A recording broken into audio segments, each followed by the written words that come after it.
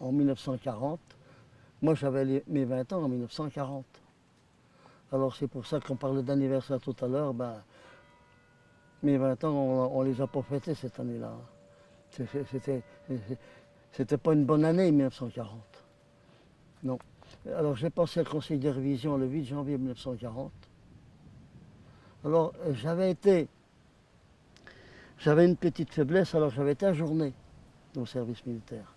Parce qu'en 1939, c'était au mois de février 1939, j'avais pris un chaud et froid, et puis j'ai été opéré de la mastoïdite. Vous savez pas ce que c'est ça? C'était une infection que j'avais derrière l'oreille, dans derrière l'oreille, et une infection, puis ça montait au cerveau. D'ailleurs, j'avais été opéré en urgence parce que ça avait été la méningite. Je me souviens de ça. Alors, j'avais été opéré en 1939, peu de temps avant de passer le conseil de révision. Alors, j'étais encore un petit peu en faiblesse. J'avais été ajourné au conseil de révision. Alors, 20 ans en 40, vous voyez qu'on se demandait ce qu'allait se passer. La guerre, qui était déjà déclarée depuis le 3 septembre de 1939, on était ce qu'on appelait dans la période de la drôle de guerre. C'est-à-dire qu'il n'y avait rien, il n'y avait aucune hostilité de commencer. Parce qu'ils l'ont attaqué qu'au mois de mai 1940. Avant c'est ce qu'on appelait la drôle de guerre, c'est-à-dire qu'ils se tiraient un coup de canon de part et d'autre de temps en temps, mais il n'y avait rien de commencé. On ne savait pas ce qui allait se passer. Et non, pas du tout.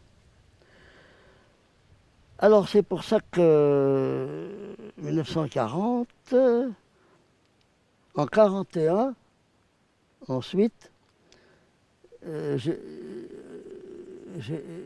fait les chantiers de jeunesse. Vous avez entendu parler de ça? Les chantiers de jeunesse? Alors forcément, j'ai fait les chantiers de jeunesse en 1941. Et ça, les chantiers de jeunesse, c'était un service... c'était pas un service militaire, mais c'est comment on appelle ça, un service sous le régime de Vichy. Hein. C'était sous le régime de Vichy, ça, à l'époque. Eh bien oui, de toute façon. Alors c'est donc en 1942, quand j'étais de retour des chantiers de jeunesse, que j'étais automatiquement du STO. Le STO, c'est le service du travail obligatoire. Alors là, je ne savais pas ce qu'il allait faire de moi, parce que ça, vous savez, à cette période, j'étais à la culture. C'est cette chance-là que j'ai eue. Étant à la culture, j'ai été réquisitionné, mais sur place. C'est-à-dire que ceux qui étaient à la culture, ils nous laissaient sur place pour travailler parce qu'ils faisaient des réquisitions de ce qu'on produisait automatiquement. Hein. Mais tous ceux qui étaient d'une autre profession que la culture, ben, ils étaient embarqués pour l'Allemagne, pour la côte atlantique ou ailleurs. Alors c'est pour ça que j'étais sur le qui-vive perpétuel à cette époque, forcément. Alors moi, étant à la culture, je n'ai pas été obligé de partir, je suis donc resté à la ferme. J'ai continué à travailler à la ferme comme ça, mais avec le contrôle quand même tous les mois.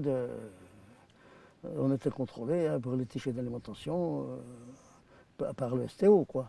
C'était un service obligatoire. Ça s'est passé comme ça.